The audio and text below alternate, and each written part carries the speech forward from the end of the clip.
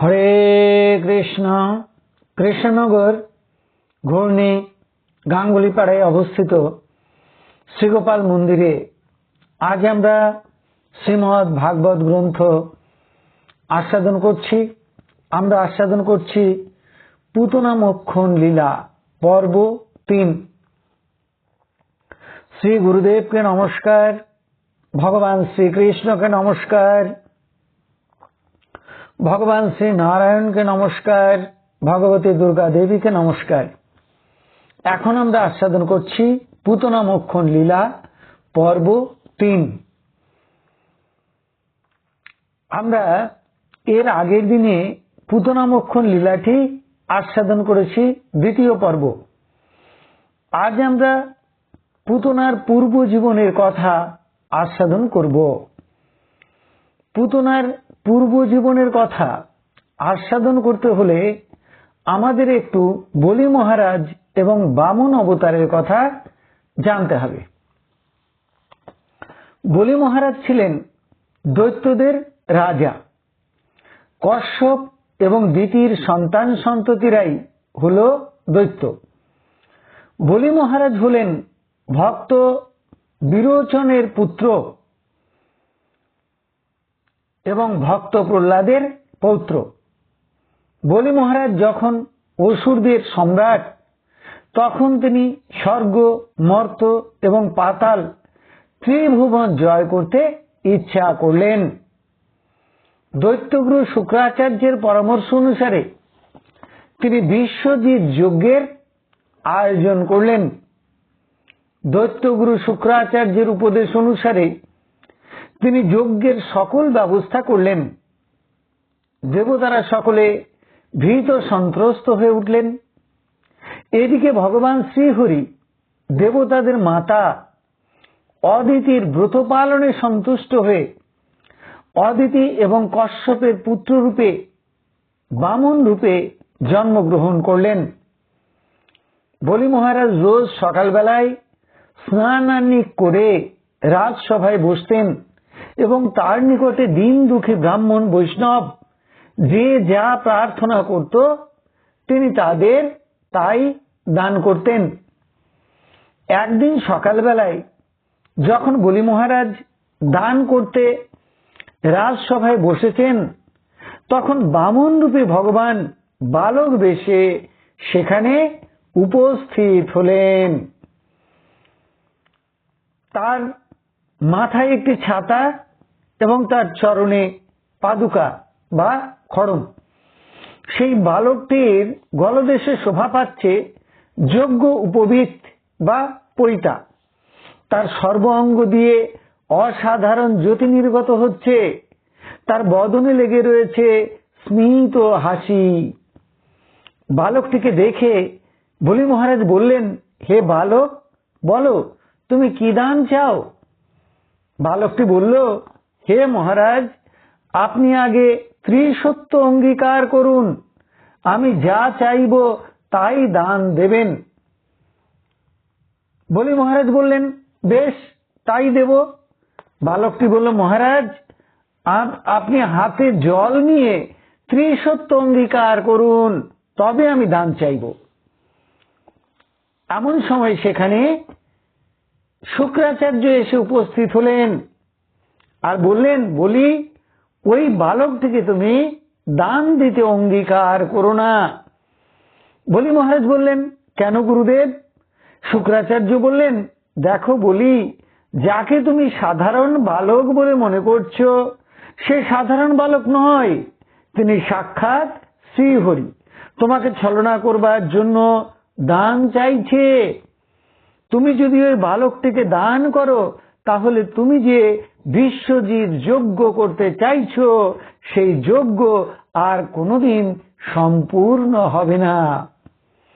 তুমি তোমার রাজ্যপাট সর্বস্ব হারাবে। বলি মহারাজ বললেন, গুরুদেব, আমি ভক্ত প্রহ্লাদের নাতি। আমি সত্যবাক্য বলেছি যে ওই বালকটি আমার নিকটে যা চাইবে আমি তাই দান করব। আর ওই বালকটি যদি সাক্ষাৎ ভগবান হয়ে থাকে তাহলে তো আমার পরম সৌভাগ্য। এই জন্য যে ভগবান বিশ্ব ব্রহ্মাণ্ডের অধীশ্বর, তিনি আজ আমার নিকটে ভিক্ষা চাইতে এসেছেন। হে গুরুদেব, ওই বালকটি যদি আমার কাছে রাজ্যপাট চায়, এমনকি আমার প্রাণটিও চায়, আমি তাও দিয়ে দিতে পারি। আপনি আমাকে নিষেধ করবেন না। শুক্রাচার্য তবুও বারবার নিষেধ করতে লাগলেন আর বললেন, হে বলি মহারাজ, তুমি ওই বালকটিকে ভিক্ষা দিও না। ওই বালকটিকে যদি ভিক্ষা দাও তাহলে রাজ্যপাট হারিয়ে সর্বশান্ত হয়ে যাবে। ভগবান বামন রূপে এসে তোমার নিকট থেকে স্বর্গরাজ্য ছিনিয়ে নিয়ে দেবরাজ ইন্দ্রকে দান করতে চাইছেন। হে বলি, তুমি যদি আমার বাক্য না শোনো তবে আমি তোমাকে ত্যাগ করব। বলি মহারাজ বললেন, গুরুদেব, আমি ওই বালকটিকে কথা দিয়েছি, ও যা চাইবে আমি তাই দেব। আমি যদি আমার কথা না রাখি তাহলে যে আমি সত্যভ্রষ্ট হয়ে যাব। হে গুরুদেব, আপনি আমাকে ত্যাগ করলে আমি সে দুঃখ সইতে পারবো, কিন্তু কোনো কিছুর বিনিময়ে সত্যকে ত্যাগ করতে পারবো না। তাতে আমার ভাগ্যে যা হয় হোক। বালকটি বলি মহারাজকে বলল, হে বলি মহারাজ, আপনি কমণ্ডলু থেকে হাতে জল নিয়ে ত্রিসত্য অঙ্গীকার করুন। বলি মহারাজ কমণ্ডলু থেকে হাতে জল ঢালতে গেলেন, কিন্তু জল পড়ছে না। বলি মহারাজ বললেন, জল পড়ছে না কেন? বালক রূপী শ্রী বিষ্ণু বললেন, মহারাজ, বোধ হয় নলের মধ্যে কোনো পোকা ঢুকে থাকবে, কুশ দিয়ে কমণ্ডলুর নলটি পরিষ্কার করে দিন। বলি মহারাজ কুশ দিয়ে নলের ভিতরে আঘাত করলেন, কুশটি নলের মধ্যে প্রবেশ করালেন। শুক্রাচার্য একটি কীট রূপ ধারণ করে কমণ্ডলুর নলের মুখ বন্ধ করে অবস্থান করছিলেন। কুশের আঘাতে তার একটি চক্ষু নষ্ট হয়ে গেল। তিনি নলের মধ্য থেকে বেরিয়ে এলেন আর নিজ রূপ ধারণ করে বলি মহারাজকে অভিশাপ করতে করতে রাজসভা ত্যাগ করলেন। বলি মহারাজ কমণ্ডলু থেকে হাতে জল নিয়ে ত্রিসত্য অঙ্গীকার করলেন আর বললেন, হে বালক, বলো তুমি আমার নিকটে কি চাও? বালক রূপী ভগবান বললেন, মহারাজ, আমি বিশেষ কিছু চাই না, মাত্র ত্রিপাদ ভূমি চাই, 3খানা পা রাখবার জায়গা চাই মাত্র। বালকটির কথা শুনে বলি মহারাজ হাসলেন আর বললেন, হে বালক, তুমি আমার কাছ থেকে এই সামান্য দান চাইছো কেন? তুমি আমার অর্ধেক রাজত্ব চেয়ে নাও, ধন দৌলত চেয়ে নাও, এমনকি তুমি আমার নিকটে রাজকন্যাও চেয়ে নিতে পারো। হে ব্রাহ্মণ বালক, যে একবার আমার নিকটে দান গ্রহণ করে সে জীবনে দ্বিতীয়বার আর কারো নিকট থেকে দান চায় না। বালকরূপী ভগবান বললেন, মহারাজ, যে অল্পই সন্তুষ্ট হতে পারে না সে কেমন করে অধিক দ্রব্য পেয়ে সন্তুষ্ট হবে? মহারাজ, সন্তুষ্ট মানুষের অন্তরের ব্যাপার, ভোগে ভোগের আকাঙ্ক্ষা বেড়েই যায়। তাই মানুষের যেটুকু প্রয়োজন সেইটুকু পেয়েই সন্তুষ্ট থাকা উচিত। মহারাজ, আপনি আমাকে ত্রিপাদ ভূমি দিলেই আমি খুশি হব। মহারাজ বললেন, হে বালক, তোমাকে দেখতে তো বালক মনে হচ্ছে, কিন্তু তুমি তো কথা বলছো বয়োবৃদ্ধ প্রাজ্ঞ মানুষের মতো। আচ্ছা বেশ, তুমি যা চাইছো আমি তোমাকে তাই দান করব। এখন নাও তুমি তোমার ত্রিপাদ ভূমি। বলি মহারাজ যেই কিনা ত্রিপাদ ভূমি দান করলেন, সঙ্গে সঙ্গে ভগবান বিরাট মূর্তি ধারণ করলেন।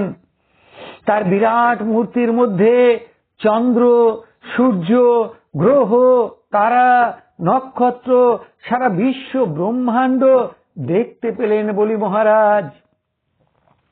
বলি মহারাজ অবাক হয়ে গেলেন ভগবানের সেই বিরাট বিশ্বরূপ দর্শন করে। ভগবান একটি পদ দ্বারা সপ্ত স্বর্গ অধিকার করে নিলেন। সেই সময় তার চরণটি ব্রহ্মলোকে গিয়ে উপস্থিত হল। ব্রহ্মা সেই বিরাট চরণে ধ্বজ, বজ্র, অঙ্কুশ, জপ, পতাকা, কলসী, মৎস্য ইত্যাদি ভগবৎ চিহ্ন সকল দর্শন করে বুঝতে পারলেন যে এটি ভগবানের চরণ, এবং তিনি পরম ভক্তি ভরে সেই চরণটি ধৌত করলেন, আর সেই চরণ ধোয়া জল পান করলেন, মস্তকে নিলেন, আর সেই চরণ ধৌত জল তার কমণ্ডলুতে ভরে রাখলেন। সেটি হল ব্রহ্মবাড়ী গঙ্গা, সর্বপাপ নাশক গঙ্গা। আর একটি চরণ দ্বারা বামন রূপী ভগবান সমগ্র পৃথিবী লোক, মর্তলোক অধিকার করে নিলেন। মর্তলোক ব্যাপ্ত করেও সে চরণ আরো মহাশূন্য মার্গে বিস্তৃত হল। বলি মহারাজ তার আত্মীয় পরিজন, সভাসদ, রাজ্যবাসী, যজ্ঞের পুরোহিতগণ সকলে সেই দৃশ্য দেখে পরম বিস্ময়ে অভিভূত হয়ে পড়ল। তারা সকলে করজোড়ে ভগবানের উদ্দেশ্যে স্তব স্তুতি করলেন এবং ভক্তিভরে প্রণাম করলেন। কেবল বলি মহারাজের অসুর সৈন্যরা বলি মহারাজকে বলল, মহারাজ আপনি আদেশ দিন, আমরা শ্রীহরিকে আক্রমণ করি। তারা তাদের আসুরিক স্বভাববশতই এই কথাগুলি বলেছিল।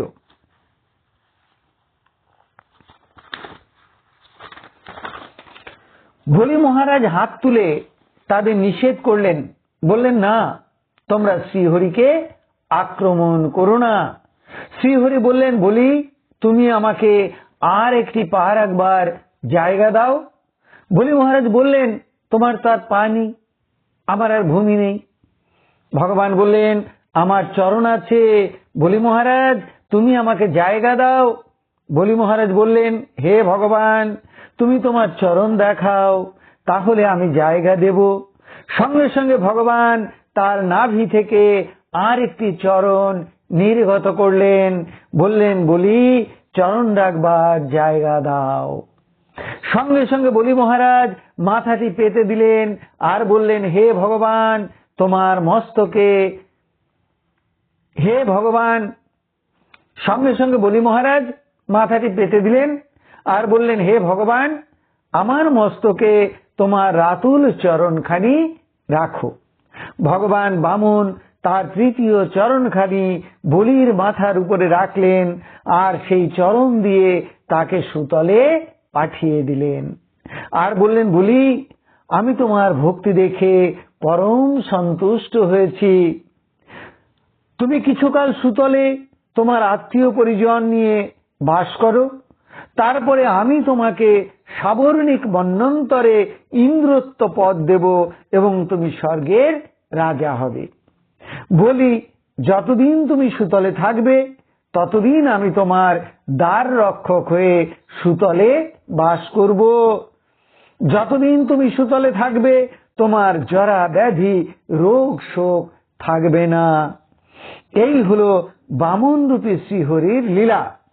এখন শুনুন, যখন এই লীলাটি চলছিল, বামন রূপী ভগবান যখন বলির রাজসভায় আগমন করেন এবং দান প্রার্থনা করেন, তখন বলির কন্যা, বলির একটা কন্যা ছিল, তার নাম রত্নমালা, সেই কন্যাটি ওই সভায় উপস্থিত ছিল।